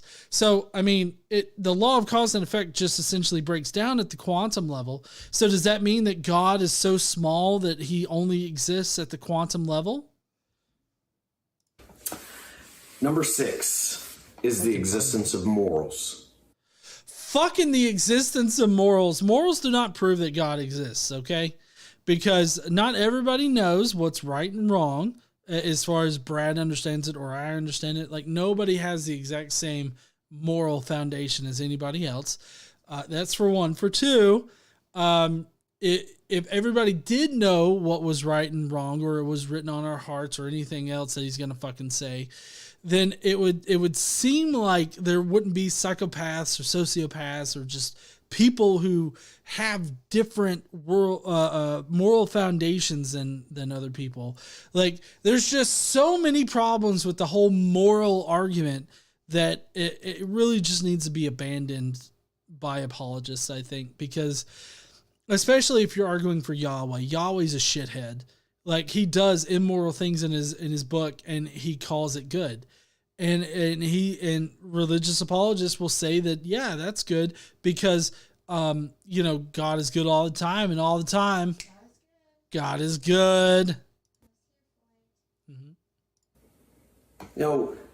We have a moral code. As mankind, we recognize that there are certain things that are right and certain things that are wrong.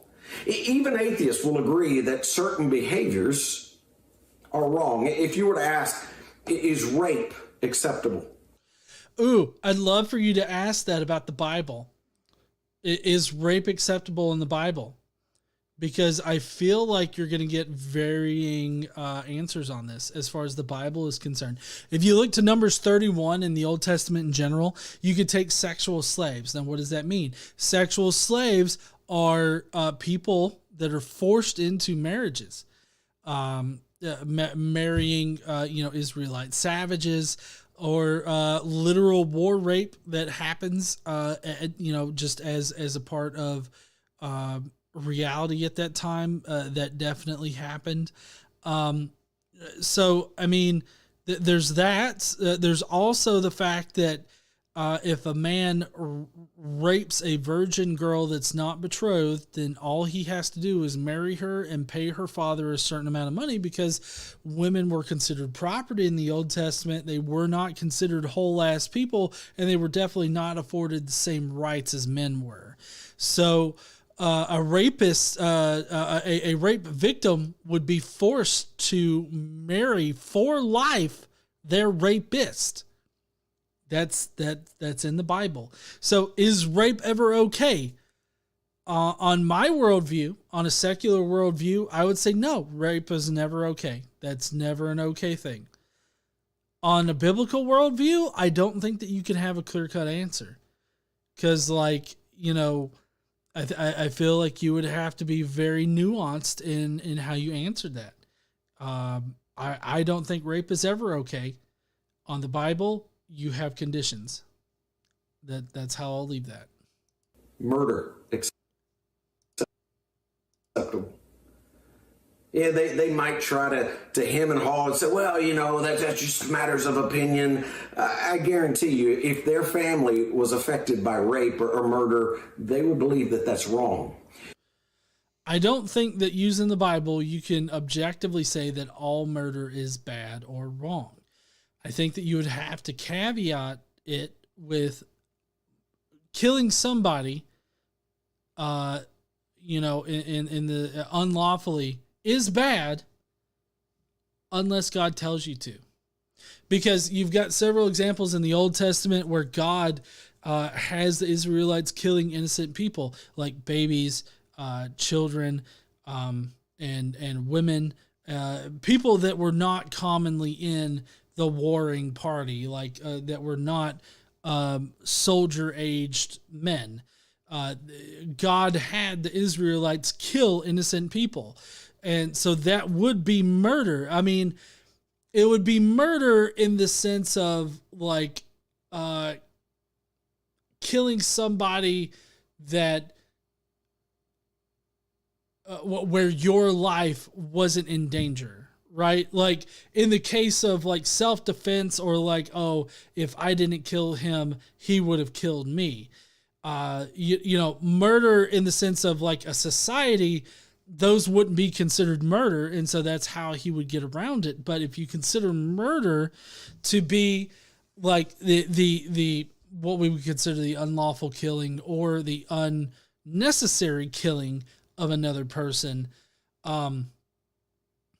I feel like under that understanding, you can see how murder is indeed ordered by God in the Old Testament. The reason why we have a moral code is because there's a standard out there that has said these certain things are right, these certain things are wrong. The question is, where did we get our standard from? We get our standard from society, and from the society that we exist within. Also, there's other environmental factors that shape our idea of morality. So there's a lot of different places where we would get our morality from. It's definitely not the Bible. Well, some people get their morality from the Bible, and that varies, depending on their interpretation of the Bible. But my point is that societies and other environmental factors affect our moral foundation. If I don't believe in God, then I have to say my standard came from man. You, Brad Harub, also have to admit that your standard came from man. Men wrote the Bible. Men tell you what is right, what is wrong. Men and women shaped Brad Harub's whole moral foundation all throughout his life. So he wants to act like there's a difference between me and him in that he gets his morality from God. But what he really does is he gets his morality from somebody that told him what God wants. And I just figured shit out for myself. Like I know why I think rape is wrong. And that's because it violates the bodily autonomy of another person. It only increases the amount of suffering. It increases the amount of unnecessary suffering. Like that. Those would be reasons that I would cite for why rape is wrong, amongst others. But the only thing that he could do is be like, well, the Bible says it's wrong, and that's not even what the Bible says. There are certain passages where you could possibly interpret it that way, but as just a general statement of like rape's wrong, I don't think that you could actually get that from the Bible.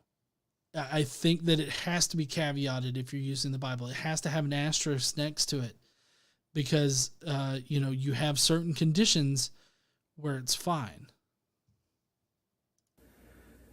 And yet there's a pretty big problem with that because, well, what man gets to decide? Is it Hitler who says that all blonde-haired people are the ones who should be living today? Hitler used God in order to justify that. He used religion. Now, it's not the same kind of Christianity or any kind of religious persuasion that we really acknowledge now, but it's definitely religious. It's definitely based on Judeo-Christian principles. So, I mean, Hitler used God in order to argue for the Aryan race being God's chosen race and to wipe out, Jewish people. Is it somebody like Nero or Stalin? Or maybe fucking Nero? Why are we bringing up Nero? And then there's Stalin. Like, he's jumping all over the time time frames here. I mean, people in those societies, they felt like they knew what was moral and immoral. So like in Jewish society, not everybody considered that it was moral to eradicate the Jews. It's not how societies work. But in Nazi society, it was commonly seen as the right thing to do to eradicate the Jews. And that's obviously not right. And the world stood up in unison to fight back against that anti-Semitic shit, and fought back against Hitler. Put Hitler in his place. Well, Hitler put himself in his place. That would be hell, if hell exists. Hopefully, well, if hell exists, that's hopefully where Hitler is where I was going with that. But my point is that people in that society didn't see anything wrong with it. Most people, and people in our society sees Hitler's society as bad. And this is all subjective. This is all subjectively subjectively compared, because nature is amoral. If you go back to nature doesn't give a shit. Nature's like a honey badger. It just don't give a shit. Okay. Honey badger don't give a fuck. Just like nature don't give a fuck. Nature is amoral, meaning that it doesn't care about morals. So going back to that, morals don't matter because morals are the creation of an intelligent mind, or the creation of a sufficiently complex central nervous system. So, yeah, just because you got God doesn't mean that you have the perfect moral system. Maybe the imam in the mosque down the street, does he get to decide what is right or what's wrong? I mean, in that particular community, probably. I mean, it's not that the imam, it's just like saying, oh, well, does the pastor get to determine what's right or wrong? Well, I mean, in that community, yeah, kind of. It would be the same thing for the imam in a Muslim community. But both the pastor and the imam are interpreting and pulling their moral foundations from a book that was written. The Quran was written closer to us than the Bible was, but they're both pulling from these old books about how we should act in society, and so there's no difference there. You see, friends, the only logical conclusion is that mankind has adopted God's unchanging standard for right and wrong. The Bible says God is immutable in the book of Malachi. He doesn't. God's immutable, but yet they've changed on so many things like women's suffrage, women in general, the LGBTQ community, because there's a lot of progressive churches out there now. They've changed on the whole idea of race, like, segregation, slavery, all that kind of thing. Like, I mean, there's just so many moral concepts that have changed in Christianity that I can't take any pastor or any theologian or any apologist seriously when they tell me that Christianity has a perfect moral foundation.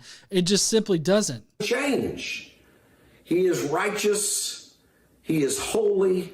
He is forever consistent.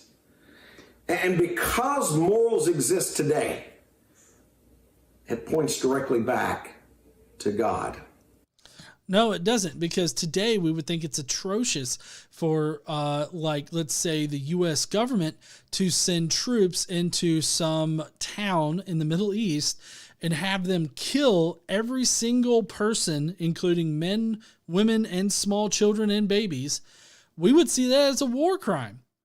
But that was something that was commanded by God. So you can't sit there and say that, God provides this perfect moral foundation like he's trying to insinuate here. That's just not how that shit works. The seventh and final simple proof that I want to give you is this. Communication requires a communicator. I wish I had made it this far before. Communication requires a communicator. I mean, what he's talking about, I disagree. But as far as that is just its own statement, I agree with that. Because communication happens between two sufficiently intelligent or sufficiently complex central nervous systems. Like, we have a communication system, but that's because we've developed a communication system and we can communicate. But that's not true for every animal in the animal kingdom. A lot of animals work off of nonverbal communication, but even still, that's a sufficiently complex central nervous system that's developed a communication method that allows them to communicate. But just because communication exists doesn't mean that a God has to exist. Now, I'm filming this in Franklin, Tennessee. You may be halfway across the world actually viewing. Nope, I'm 150 miles away from you there, bud. Actually, no, less than that. Franklin, Tennessee, that's like right over the border of Bamistan and Tennistan.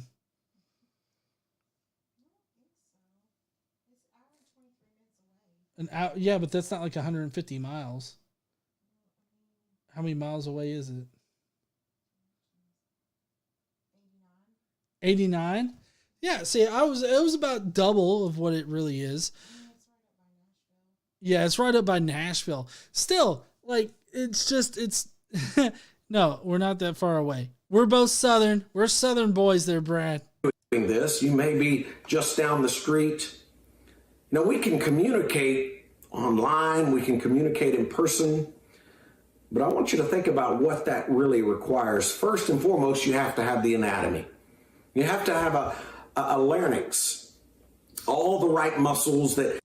Does this motherfucker not know about nonverbal communication? Because, you don't have to have a larynx to fucking communicate. Have you heard of sign language?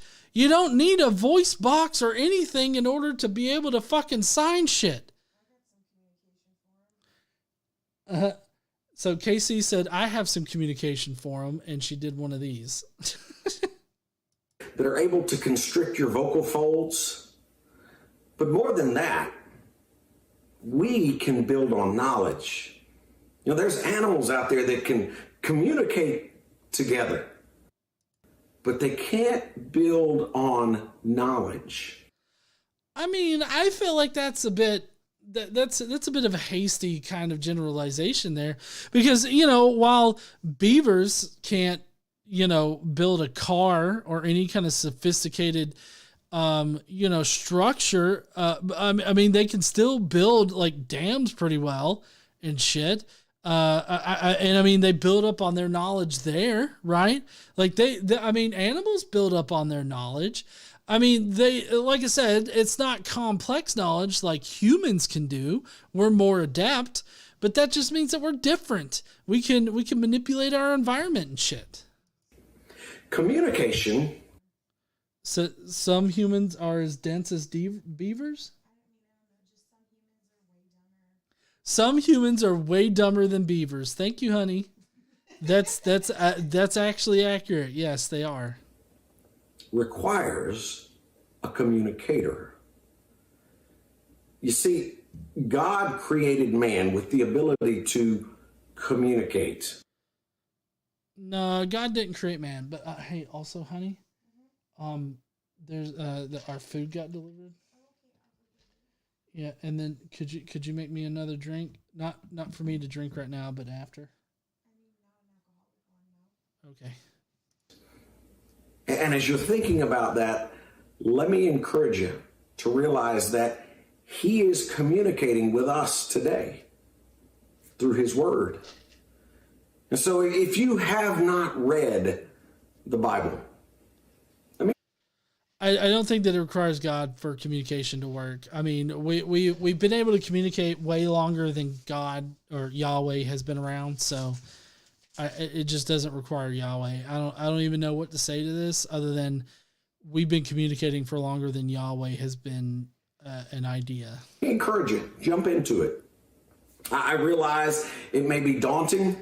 I realize you may get really bogged down in books like First and Second Chronicles. Start with something easy. Jump into the book of John, one of the gospel accounts. Start with Matthew, and then look at how the New Testament is set up, the book of James. I don't understand how any of this is proof of a God. I mean, obviously humans wrote the Bible, so I don't, like, this is just simply not any kind of evidence whatsoever. Very practical approach to Christianity. The Bible is definitely not a practical approach to Christianity. The Bible is a sloppy book that's written that hardly makes any kind of sense and is not backed up by historical evidence. So, when he's telling you all this shit, like, I just don't understand it. Because it just doesn't make any sense to say that the Bible proves that God exists because the Bible exists. Like, that's just stupid. Let me leave you with this thought. As we think about proving that God exists, one of the things that I think we all need to do is, as the world is clamoring around us, people are divided, is we need to find some time and just be still and know. Just be still and know? Shut up and just believe, okay? I'm tired of explaining this shit to you. I mean, you just gotta sit there and believe this shit, okay? I'm tired of coming up with excuses for this motherfucker. The psalmist put it this way, Psalm chapter 46, verse 10. I really don't care about what the Bible says at this point. We do have a super chat from Tomato Girl Zumi down there, saying monkeys in Africa learn how to ransom things. Oh, there was also, thank you for that. Gobble, gobble, motherfucker. There was also, a lab experiment. Actually, there's a video on this channel that KC voiced, where the concept of money was introduced to a community of monkeys. And almost immediately the monkeys developed prostitution. Like the girl monkeys would charge the boy monkeys, whatever the monetary value was in order to get off. Like, that's just what developed. So, I mean, they could definitely build up on their knowledge. Just like Tomato Girl Zimmy there is pointing out. I think that's going to be it for the video, which I did not expect it to run this long. I was hoping to be done way sooner. That's why I wanted to start sooner. But Anyways, that's fucking crazy. We do have a few Skeptic Mafia chats to get into real quick before we leave out of here. But before we go, I just want to let everybody know that tomorrow we will be live on this channel at 1:15 p.m. Central, and we will be talking to Joe Inslee. That's the guy that I reviewed. I reviewed his video about witnessing to atheists earlier this week. And we're going to be talking to him live. And so if you want to ask questions then, definitely consider sending super chats and all that kind of stuff. But, I'll try to pick out maybe a couple of non-super chat questions from the chat. But if you definitely want to get your questions answered by Joe or me, you'll need to send in a super chat. And then we've got Nick Fish the next Tuesday, where we're going to be talking about Christian nationalism. And we've got a special video on Monday, and the hint as to what it is Two-Face, the villain from Batman, Two-Face. You'll understand when you see the video. So that's going to be it for our video tonight. I really appreciate all of you heathens joining us on this Friday night. We're going to go and watch Spirited now while we eat our dinner. It's a late dinner, but we're going to eat our dinner and watch Spirited. That's the new movie with Deadpool, Ryan Reynolds, and Will Ferrell, and it's basically a Christmas Carol, but Ryan Reynolds. So that'll be interesting. We're gonna go do that right after these Skeptic Mafia comments. But if you're leaving out right now, hope that you have a great weekend and that you will smash that like button, and you'll go down below and leave us a comment in the comment section. We'd really love to hear what you thought about Brad Harup's video tonight. Did you think that he made sense? Do you think that any of his points really stuck? Let me know down below in the comment section. And while you're down there, why don't you smash that like button and subscribe if you like this kind of content. Don't forget to stand up and use your voice. Bye, heathens. But don't go, because we do have a few comments to get to on the Skeptic Mafia comments. And we're going to do our best to get to them kind of really quick here. I really appreciate all the Skeptic Mafia members that gave us comments and everything like that. So sorry it happened so late, but that's just how it came up. Jonathan Hatchek says, no. It does not fucking work like that. Stupid is as stupid does. Good thing that we're reading the Bible and knowing that most of what has been argued are from stupidity. Maybe it's just me, but I keep on feeling like the stupidness is growing, especially in the boomer age group.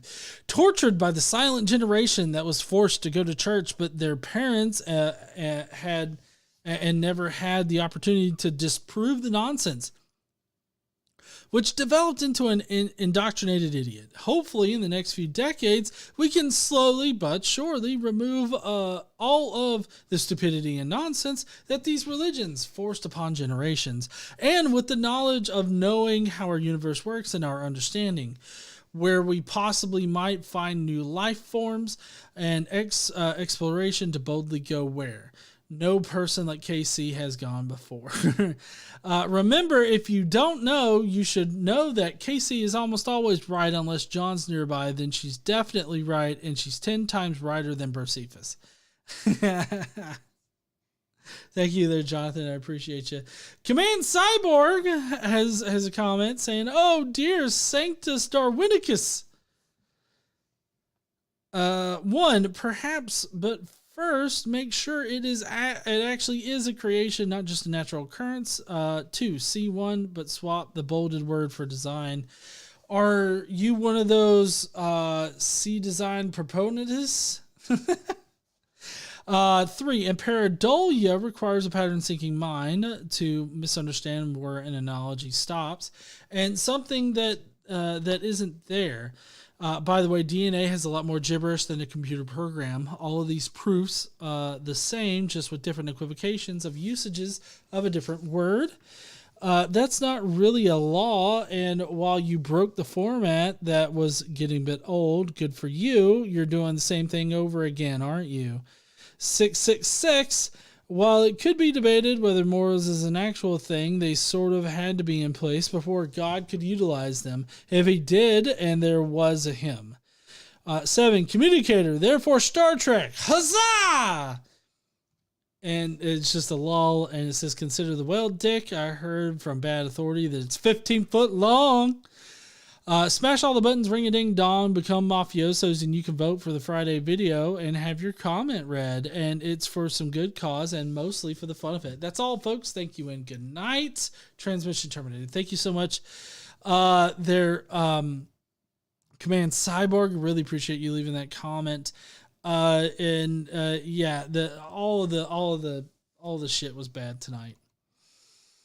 Next up, we got Drew's book reviews, who says, have not watched the video and don't want to give anyone but GE a watch on these videos, lol, but did want to say a few things and going to judge this by its title. First off, it's good to be back in the Skeptic Mafia after a short break, and I can offer my 7 proofs for Adonasium, God of the Cosmere. 1, we have multiple different accounts from multiple different worlds: Scadrial, Mistborn Era 1 and 2, Roshar, Stormlight Archive, Taldan, White Sands, Cell, Elantris, Nalthis, Warbreaker, etc. Millions around the world have read these accounts. They all have eyewitness testimony in each of the accounts from the different worlds. Humans are on all these worlds, so the god ad nauseam must be real. How else could humans be on different planets? The magic on each world is clearly a result of the shards of peace of God investing the world with God's power. No one can disprove what I'm saying, so it must be true. And 7, Brandon Sanderson is his prophet and has revealed all this to us. How else could we have known if not via one of God's prophets? It's quite easy to rationalize truth and proof without evidence, so if the Bible or any other religious text can be true, why not the Cosmere? I have been reading multiple Cosmere books lately: Elantris, Warbreaker, Mistborn, etc. Good books. You should check them out if you like magic and religion and gods.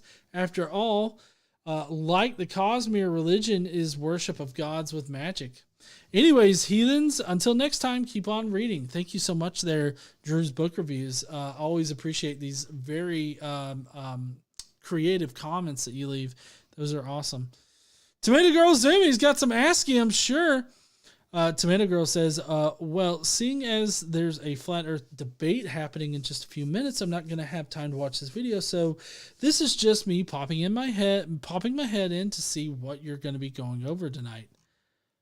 And I think that's just somebody looking out from a corner. Yeah, I see it. Oh, and already seeing the title, this is going to be fun. But in the meantime, go ahead and lick that like button, bang the fuck out of the subscribe button, and ding the dinger. And if you want to join the Skeptic Mafia, where we usually get to decide the videos, but sometimes GE is too busy, and instead we're given stuff like this. Anyways, tomato out, and I am not food. Thank you, Tomato Girl Zumi. I appreciate you. Yeah, I'm sorry I wasn't able to let y'all pick this week, but it seems to have worked out pretty well. Jason Kolasek says, a lawgiver? Yeah, a society. If you don't want me to steal your goat, we'll agree you shouldn't steal mine. That's a good point. That is also a very viable reason there. Real Tech says, hey man, good day, GE. Thank you there, Real Tech. I appreciate you. All right. Well, that seems to be it for the comments. Like I said, I didn't get them up in time for everybody to get their 2 cents in, but I do appreciate everybody who did leave a comment. Luckily, though, I was able to, get through all the comments pretty quickly there, so I can go down and have some dinner. Got some hot wings and some wonton tacos waiting on me. So, we will see everybody tomorrow afternoon. It's already scheduled on the channel, so you should see it in the list or whatever. Hit that remind me button or turn the bell on, the notification thing on. Wonton tacos. They're chicken wonton tacos, so it's kind of like little pieces of chicken that are mixed in with sort of like this coleslaw mixture, but it's all contained in like a wonton sort of. It's a square of wonton, but it's turned up like a taco. It's pretty good, in my opinion. But in any case, we're going to see you heathens tomorrow. I can't wait for that discussion. We'll hang out then. In the meantime, I'm going to be playing some Warzone 2. I'm going to try to do some DMZ probably tomorrow morning or something like that. But in any case, I hope that you guys have an awesome weekend, an awesome night, and we will see you on Monday when Two-Face is going to be coming on the channel. So I hope you guys will be there, and I will see you heathens then. Don't forget to stand up and use your voice. Bye, heathens.